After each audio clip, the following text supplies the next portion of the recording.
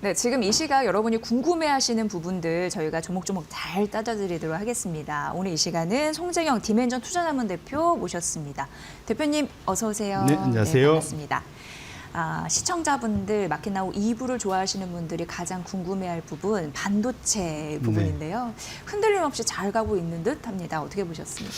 예. 말씀 주신 대로 어제 사실은 밤에 미국 나스닥이 흔들리면서 나스닥 백이 흔들리면서 걱정들이 좀 많으셨을 텐데요. 뭐 거기에 비해서는 상당히 좀 잘 버티고 있다. 네. 사실 어제 올라간 거 보면은 삼성전자가 12% 이상 올라가는 건 정말 좀 깜짝 놀랐습니다. 예, 정말로. 예. 그런 만큼 정말로 이게 우리나라 투자자들의 힘이 정말 대단하다라고 느꼈는데 오늘도 생각보다 잘 버티고 있고요. 근데 이 가장 큰 이유는 우리가 한 예로 미국의 샌디스크를 통해서 좀 알 수 있을 것 같아요.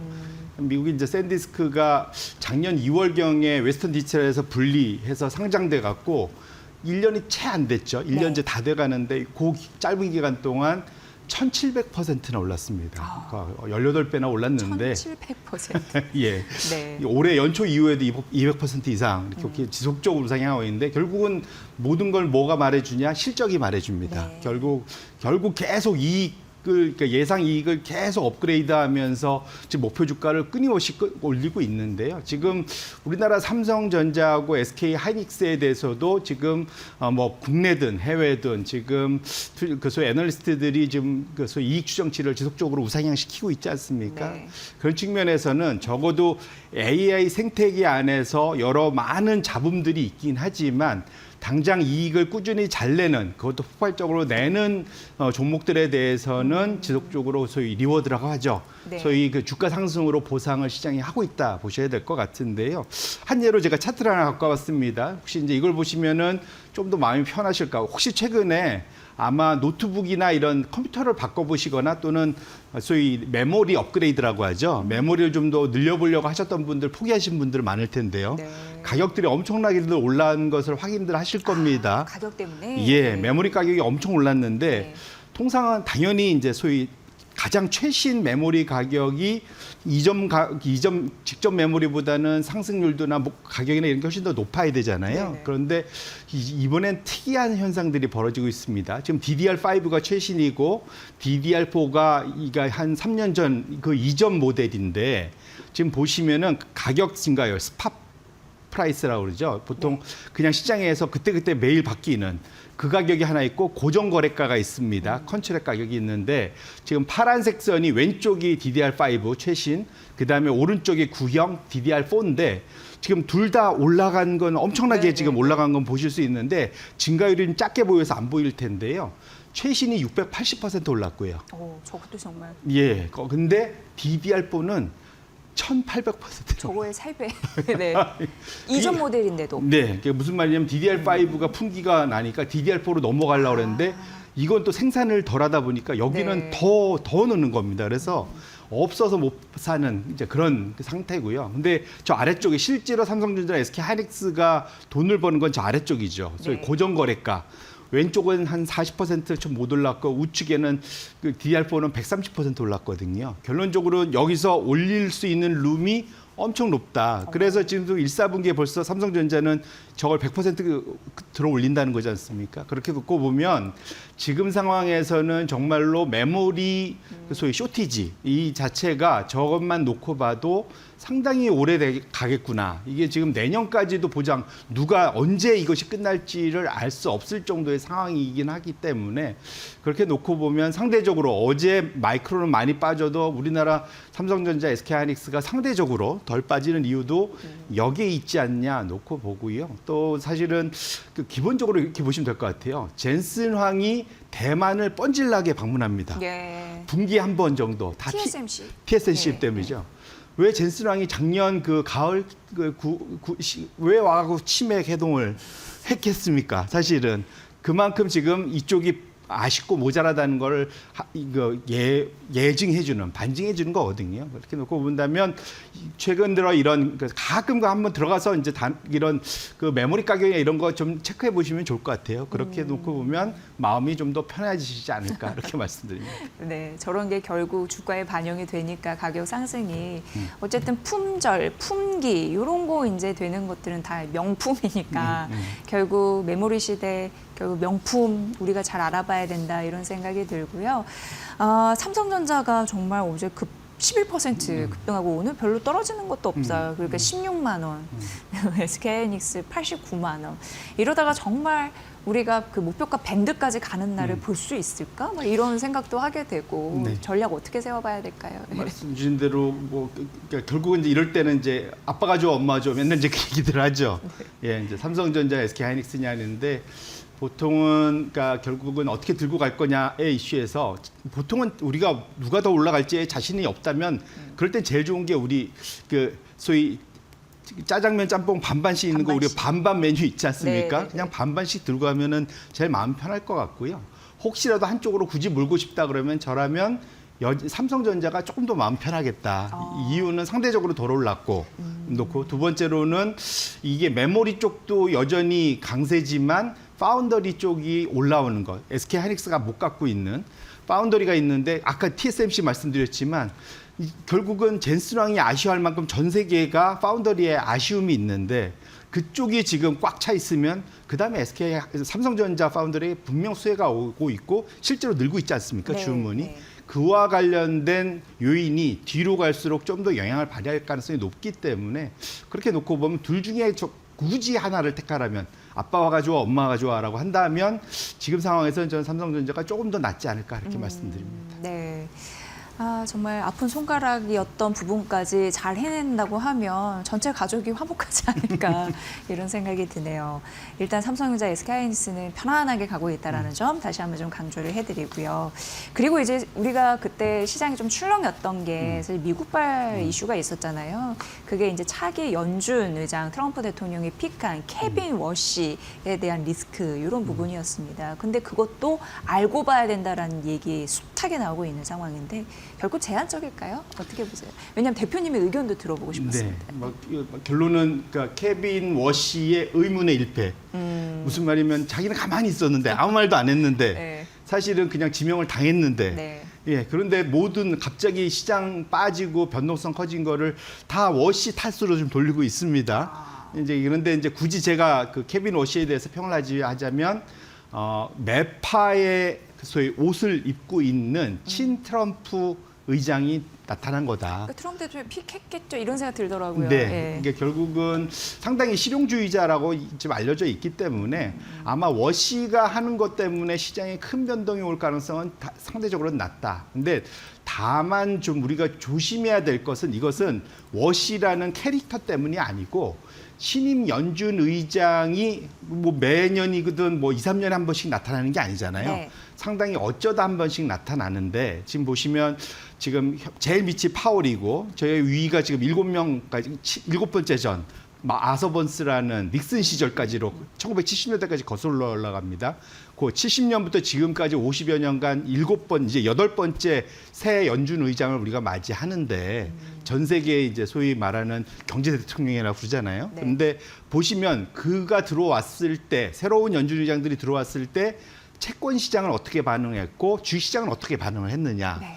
그것에 이제 통계가 상당히 흥미롭고 재밌을 텐데 보시면 한마디로 연준 신임 소위 우리 신참들 들어오면은 뺑뺑이도 돌리고 좀 괴롭히잖아요. 텃세. 예. 네. 그러니까 소위 이제 그 시장에서 신임 연준 의장을 약간 길들이기 사실은 꼭 그런 건 아니지만 그럴 정도로 좀 나타나는 일들이 있는데 첫 번째로는 채권 시장에서는 지명되자마자 3개월 동안 예외 없이 금리가 늘 올라갔었다. 아 그래요? 예, 예외 원래 없이.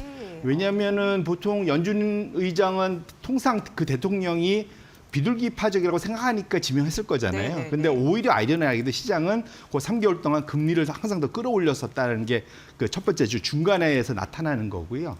두 번째 우측, 우리가 이제 주식에 좀 더 관심이 있으니까 주식 투자자 입장에서 보면은 1, 3, 6, 12개월 소위 임기를 시작하고 136, 12개월 동안 그 기간 안에 최고점에서 중간에 얼마든지 조정을 받을 수 있지 않습니까? 네. 소위 최대 낙폭, 그걸로 끝났다는 건 아닙니다. 저점 찍고 이제 다시 늘 올라가는 경향이 있긴 하지만 그 낙폭이 평균적으로 보시면은 한 1년 사이에 거의 18%까지도 중간에 조정이 나타났었다. 결론적으로는 새로운 연준 의장은 그 자기를 지명해준 대통령을 위해서라도 시장에 엄청 좋게 만들려고 애를 쓸 것 같은데 실제로는 그대로 잘 안 되고 시장은 자기만의 논리에 의해서 변동성이 꽤 클 수 있다는 겁니다. 그래서 시장에서 일부는 중간 선거 앞두고 있고 친트럼프적인 연준 의장이 있으니까 임명되고 나면은 금리 빠르게 내리면서 시장이 무조건 좋아질 거야. 라고 생각들을 하는데 꼭 그렇지는 않았다, 과거에. 네. 그렇기 때문에 우리 특히 투자자분들 항상 모든 변동성은 요즘에 미국에서 나타납니다. 맞아요. 예. 그렇기 때문에 미국에서 얼마든지 변동성이 크게 나타날 수 있는 그러한 과거의 통계치를 유념하시고 국내 투자하실 때도 꼭 이런 것들을 반영해서 포지션을 가져가시면 좋겠다 이렇게 말씀드립니다. 네.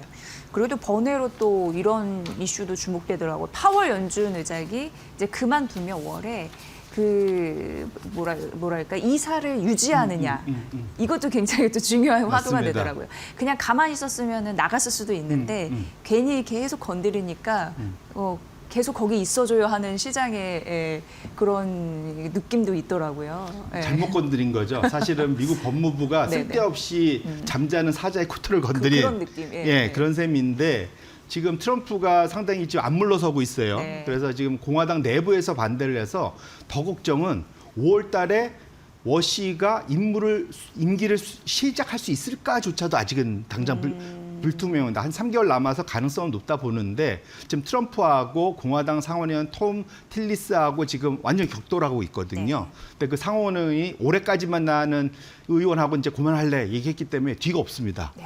그러니까 사실은 트럼프도 안 무서워요. 그런 측면에서는 트럼프가 뒤로 물러서야 되는 상황인 것만은 분명하다. 그리고 사실은 그래서 명예로운 퇴진을 할 수 있게끔 해주면 저는 굳이 이사로 안 남을 것 같아요. 파월이. 네. 그런데 만에 하나 그걸 끝까지 끌고 간다. 압력용으로. 그러면 제가 보기에는 진짜 말씀 주신 대로 있을 것 같아요. 이사로 남을 가능성도 충분히 있고 트럼프의 계획, 원대한 큰 빅피처가 완전히 깨질 수 있다. 이렇게 보셔야 될 것 같습니다. 네. 사자를 알아봐야 되고 잠자는 사자는 코털을 건드리면 안 된다. 맞습니다. 이런 생각이 좀 듭니다. 이걸 보면. 미래에셋증권이 정말 잘 나가더라고요. 근데 좀 의미 있는 게 이게 증권인데 우리 금융지주 시총을 추월했습니다. 이 의미는 증권주가요 시중은행을 따라잡았다라는 의미잖아요. 그렇죠. 굉장히 대단한 겁니다. 이쪽은 뭐 파티 분위기가 아닐까 지금. 시가총액이 네. 어쨌든 우리나라 뭐 5대 대형 은행의 하나를 따라잡았으니까 큰 사건은 큰 사건이죠. 그래서 시가총액이 지금 나오고 있는데 기본적으로는 정말로 대단한 일이 일단 벌어졌다 보셔야 될 것 같고요. 네네. 그 수익률을 제가 한번 체크를 해봤어요. 그래서 증권 업종 지수. 이제 미래에셋도 중요하지만 남도 다 같이 움직이니까 네. 보면은 미래에셋의 업종 그러니까 그 증권과 은행의 업종 수익률을 놓고 보면 1년간 증권은 딱 2배. 2배가 낮고 은행은 그래도 나쁘지 않았지만 이제 50% 상승을 했습니다. 연초 대비 보면 조금 더 좀 격차가 있죠. 증권이 훨씬 더 잘 나가고 있습니다. 워낙 시장의 화랑인 측면도 있지만 사실은 이게 어찌 보면 우리나라가 이제 증권사들이 지난 2010년 이후부터 대형화가 엄청 이루어졌거든요. 그래서 지금 미래에셋 같은 경우도 지금 자본 총계가 13조가 넘는 초대형이 됐습니다. 물론 사실은 우리 금융지주도는 더 크죠. 35조 뭐 이렇게 되니까. 하지만 소위 돈을 버는 소위 어닝 파워는 증권사들이 훨씬 더 낮죠. 네. 그러다 보니까 그러니까 소위 기업 금융을 하는 것이 상당히 중요해진. 그러다 보니까 미국에서도 보면은 탑5 안에 들어가는 게 이런 증권 분야하고 은행이 합쳐져 있는 JP 모건 체이스가 제일 큰 회사죠. 근데 우리나라는 이걸 분리시켜 놨기 때문에 그런 게 안 나타났긴 했는데 어쨌거나 중요한 돈을 버는 거는 사실 은행은 상당히 부동산에 치우쳐 있잖아요. 상대적으로. 하지만 그러니까 이 증권은 기업 금융에 열려 있으면서 GDP 성장률과 같이 갈 수 있다라는 거. 이런 것들이 상당히 의미 있다 보셔야 될 것 같고 앞으로도 이러한 소위 격차 벌어지는 가능성은 충분히 좀 있지 않을까. 다만 근데 최근에 증권주가 너무 많이 올라서 네. 조금은 좀 부담스러운 것도 있긴 있다. 이렇게 말씀드립니다. 네.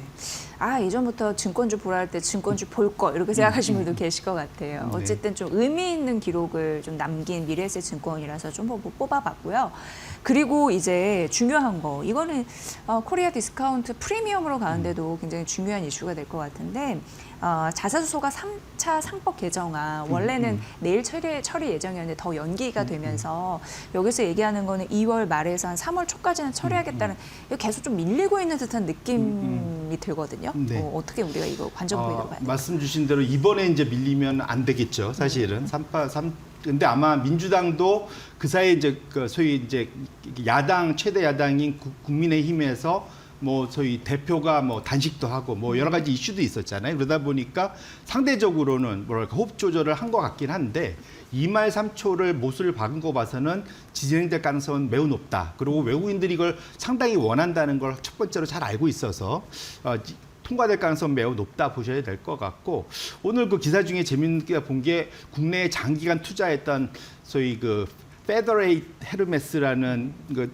대형 은행, 그러니까 운용사가 있습니다. 그리고 코리아 디스카운트에 대해서 상당히 신랄하게 장기간 그 소위 이제 비판을 해왔던 그 펀드 매니저가 기본적으로 한국 시장을 긍정적으로 보고 특히 삼성전자를 상당히 높게 평가를 했습니다. 거의 다 돌아오는 것 같아요, 이제. 예, 전 세계에서 가장 싼 대형 IT주고 AI주다. 뭐 이렇게까지 얘기를 하는데, 그래서 자기네가 제일 많이 들고 있어서 그렇다고 그래서 그러더라고요. 어제 그렇게 많이 올랐는데 영향을 줬나요?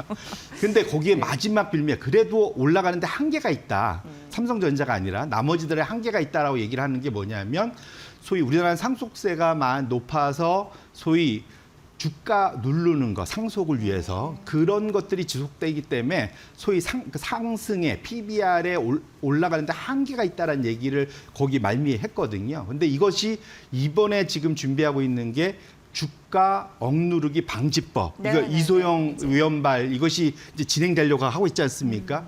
그렇다면 마지막 소위 외국인 투자자들이 봤을 때 마지막 코리아 디스카운트 요인인 소위 상속과 관련돼서 강제로 물려졌던 뭐 애초에 적정 가치에 비해서 이것도 이제 해소될 가능성이 이제 법적으로도 뭔가 확인이 될 수 있기 때문에 그런 측면에서 놓고 보면은 상당히 많은 기회가 열릴 수 있다. 그래서 제가 전에도 말씀드렸지만 저평가, 저 PBR 종목들에 대해서 대신에 자산이 좋아야 됩니다. 현금을 많이 갖고 있거나 뭐 토지나 부동산을 많이 갖고 있거나 영업 자산이 좋다거나 투자 자산이 괜찮다거나 그런 종목들 중에 저 PBR 종목들 꽤 많습니다. 네. 그들 종목을 사실은 길목 지키기만 잘하셔도 상당한, 우리가 이미 앞서 봤듯이 상법 개정안이 통과될 때마다 주가 레벨업 됐던 것들처럼 그들도 이제 올라올 수 있는 기회가 열려 있기 때문에 이런 것도 명심하실 필요가 있겠다 이렇게 말씀드립니다. 정말 그 네이밍은 잘 맞는 것 같아요. 주가 누르기 방지법. 네. 네, 뭔가 계속 부당하게 하는 것들은 좀 싹 다 없어졌으면 좋겠다라는 생각이 좀 듭니다. 어쨌든 좋은 시장 또 왔으면 좋겠습니다. 계속 이런 분위기가 이어져야 될 테니까요. 자, 오늘 좋은 분석해 주신 분은 송재경 디멘전 투자자문 대표님이셨습니다. 다음 주에도 뵐게요. 고맙습니다. 네. 네.